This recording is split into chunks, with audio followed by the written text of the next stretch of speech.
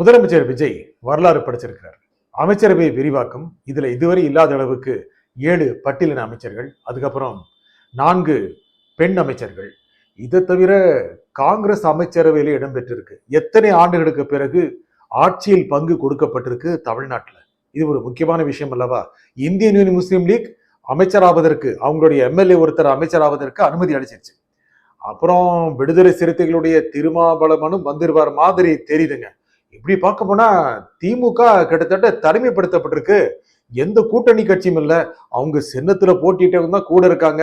எதிர்காலத்துல கூட்டணிக்கு ஆள் வேணும்னா யார் வருவாங்க? மறுபடியும் அதிமுக தான் வரணும், இல்லைன்னா டெல்லியில இருந்து பாஜக வர வேண்டியது இருக்கும். அந்த நிலைமை திமுக வரும்னு திமுக நினைக்கவே இல்லைங்க. ஆனா விஜய் எல்லாம் கணக்கு வச்சுதாங்க போயிட்டு இருக்கிறாரு. அதிமுகவை என்ன பண்ணுவாரு? அதிமுகவை ரெஸ்பாண்ட் பண்ணலையோ, அவருக்கு ஆதரவு அளிச்சாங்களே, ஆதரவு அளிச்சு சட்டப்பேரவையெல்லாம் பேசினாங்களே, அவருக்கு இந்த மாதிரி ஒரு நிலைமையா, இப்படி எல்லாம் யோசிக்கிறாங்க. ஆனா பேக்ல நிறைய டீலிங் நடந்துட்டு இருக்குங்க. அதிமுக காரங்களுக்கு அமைச்சரவையில் இடம் கொடுத்தா என்ன கெட்ட பேர் வந்து சேரும் இல்லவா? ஒரு கோர்ட்டு கேஸ்ன்னு போய் அவங்க டிஸ்குவாலிஃபை ஆனாங்க அப்படின்னா அது யாரு கெட்ட பேரு? முதலமைச்சர் திரு விஜய்க்கு தானே. அதனால கொஞ்சம் அமைதி அதை டீல் பண்ணணும் அப்படின்னு நினைக்கிறார். மறுபடியும் அதிமுக பிரிஞ்சவங்க ஒண்ணு சேர போறாங்களா? சாத்தியம் இருக்கா? எடப்பாடி பழனிசாமி அவர்களும் சி.வி. சண்முகம் அவர்களும் ஒன்று சேரக்கூடிய வாய்ப்பு இருக்கா? என்னங்க, எம்பி பதவியை ராஜினாமா செஞ்சுட்டு எம்எல்ஏ பதவிக்கு சி.வி. சண்முகம் வர்றாரு அப்படின்னா சும்மா சாதாரணமா வந்திருப்பாரு? நிறைய திட்டங்கள் இருக்குங்க, ரொம்ப நுணுக்கணுக்கு இருக்கு. அதெல்லாம் வச்சுட்டு தான் திரு விஜய் இந்த ஒரு அரசியல்ல நடைபெற்று இருக்கிறாரு. அவருக்கு வந்து அரசியல் அனுபவம் இல்லைன்னா சொன்னாங்க, ரொம்ப சரியான அனுபவம் கொண்டவர் தான் இருக்கிறார்.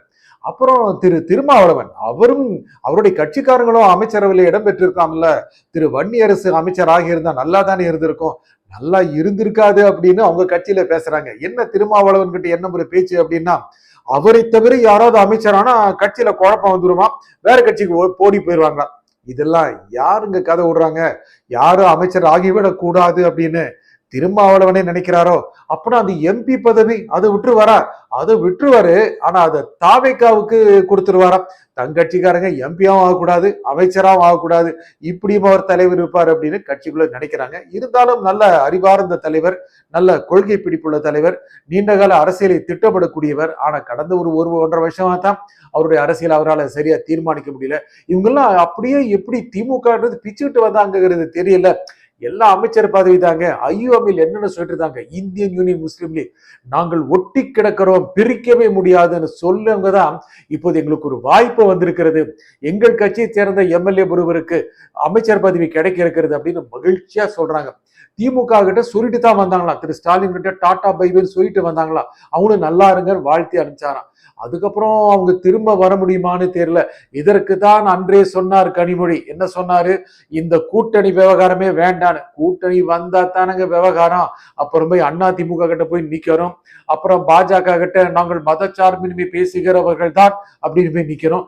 இப்படி எல்லாம் நின்னா அவங்களுக்கு எல்லாம் மரியாதை இருக்குமா? அடுத்த தேர்தல் கிட்டத்தட்ட இப்போவே விஜய் தயார்படுத்திட்டாருங்க.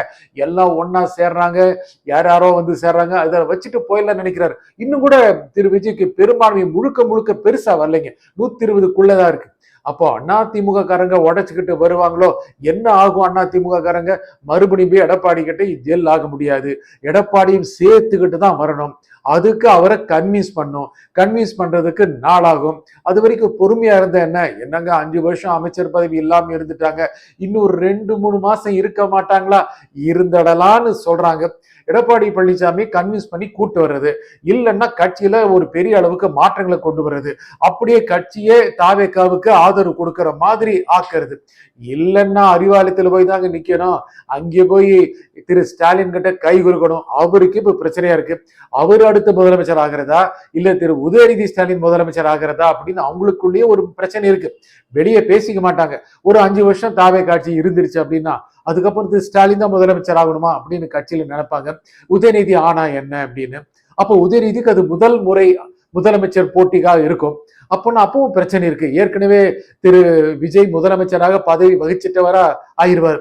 இந்த மாதிரி ஒரு போட்டியை தான் மக்கள் முன்னால வைக்கிறாங்க. ஆனா விஜய் ரொம்ப கணக்காக தான் கொண்டு போயிட்டு இருக்காரு. ஏன்னா பல்வேறு சமூகத்தினரையும் தன்னுடைய அமைச்சரவையில இடம் கிடைக்கும்படி செஞ்சிருக்கிறார்.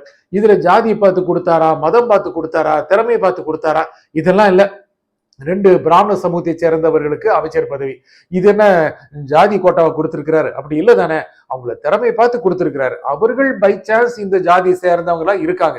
அதே மாதிரி பட்டியலின சமூகத்தை சேர்ந்தவங்க அவங்க எல்லாம் கட்சிக்காக உழைச்சிருக்காங்க, பல்வேறு இடங்கள்ல திறமை நிரூபிச்சிருக்காங்க, அவங்களுக்கு அது கொடுக்கப்பட்டிருக்கு. இந்த மாதிரி கொடுத்தனால மக்கள் முன்னாலேயும் இதன் ஜாதி மதம் தாண்டிய ஒரு அரசு அப்படிங்கிற ஒரு பிம்பத்தை இந்த அரசு கொடுக்குது. அதே சமயம் திமுக இத்தனை நாள் இன்னும் கூட எப்படியாவது இந்த ஆட்சியில பிரச்சனை வந்துடக்கூடாதா அப்படின்னு நினைச்ச திமுகவுக்கும் நிச்சயமாக ஒரு மிகப்பெரிய அடிதாங்க. என்னன்னா நினைக்கவே இல்லை நேற்று வரைக்கும் IUML போகும், இந்திய யூனியன் முஸ்லீம் லீக் போகும் அப்படின்னு திமுக நினைக்கல. அவங்க போயிட்டாங்க.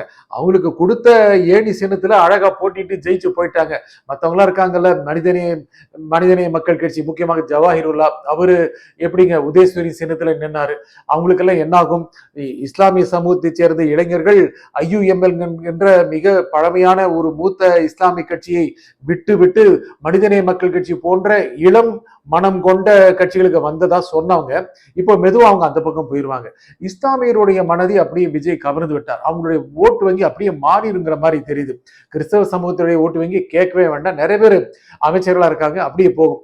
அது தவிர அவரை சார்ந்து இருக்கின்ற அவருடைய ரசிகர்கள், தொண்டர்கள், பல்வேறு சமூகத்தை சேர்ந்தவங்க, இவங்க எல்லாத்துக்கும் இந்த அமைச்சரவை விரிவாக்கத்துல பிரதிநிதித்துவம் கொடுக்கப்பட்டிருக்கிறதுனால இது எல்லோருக்குமான அரசு அப்படிங்கிறத திரு விஜய் டிக்ளேர் பண்றார். இந்த மாதிரி சேருதல் மூலமாகத்தான் எல்லோரையும் அரவணைத்து செல்ல முடியும். இது வரைக்கும் ஒரு டெம்ப்ளேட்ல தான் ஓடிட்டு இருந்தாங்க எல்லா 2 திராவிட கட்சிகளும்.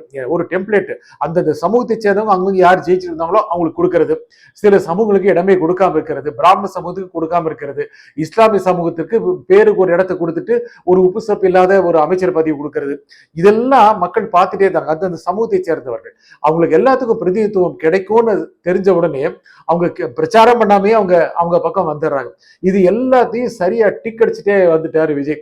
என்னமோ ஒரு 10-15 வருஷம் அரசியலையும் ஊறி திளைச்சவர் மாதிரி தாங்க எல்லா வேலையும் பண்றாரு. அண்ணாங்க அவர் சும்மா ஒரு வண்டி ஏறி கார் ஓட்டினாங்கிறது ஒரு பெரிய வைரல் ஆகலையா?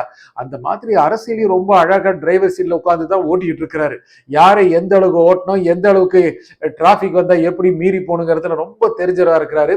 இவருடைய அரசியலை பார்த்து அரசியல் அப்படியே பணம் தின்று கொட்டை போட்டவர்கள் கூட திமுக அதிமுக வாய் பிளந்து பாக்குறாங்க. இப்படிமா நம்ம செய்யாதெல்லாம் செய்யறாங்களே அப்படின்னு பார்த்துட்டு இருக்காங்க. இதெல்லாம் முதலே செஞ்சிருக்கலாம்ல அப்படின்னு அவங்களுக்கு கட்சிக்குள்ள இப்போ விவாதிக்கிறாங்களா? ஏப்பா இதெல்லாம் தேர்தலுக்கு முன்னால சொல்லிருக்கூடாதா? ஒரு 3 வருஷம் முன்னாலே செஞ்சிருந்தா இன்னும் அழகா எத்தனை விளம்பரத்தை போட்டு நம்ம பக்கம் பக்கமா நிரப்பி இருப்போமே, எல்லா கட்சிக்காரங்க போய் சேர்ந்து இருக்குமே, மக்களுக்கு யூடியூப் திறந்தாவே அந்த விளம்பரம் தானே வந்து சேர்ந்திருக்கோம். இதெல்லாம் மிஸ் பண்ணிட்டோமே. இனி எப்போ ஆட்சிக்கு வந்து எப்போ இந்த சமூகத்திற்கு நம்ம அமைச்சர் பதவி கொடுத்து எப்போ விளம்பரம் கொடுக்கிறது அப்படின்னு இருக்காங்க. விளம்பரமே தேவையில்லைங்கிற அளவுக்கு விஜய் வந்துட்டார். அவர் முகம் ஒன்றே போதும். இப்பொழுது பார்த்தால் அவருடைய அரசியல் நுணுக்கங்கள், வியூகங்கள் எல்லாமே மக்கள்கிட்ட போய் சேர மாதிரி பண்ணிட்டாரு. எல்லாத்தையும் எப்படி கட்டுப்பாடுல வச்சிருக்கணும் அப்படிங்கிறது திரு விஜய்க்கு நல்லாவே தெரிஞ்சிருக்கு. இன்னும் இருக்கிற காலத்துல எப்படி போறாருன்னு பார்ப்போம். நன்றி, வணக்கம்.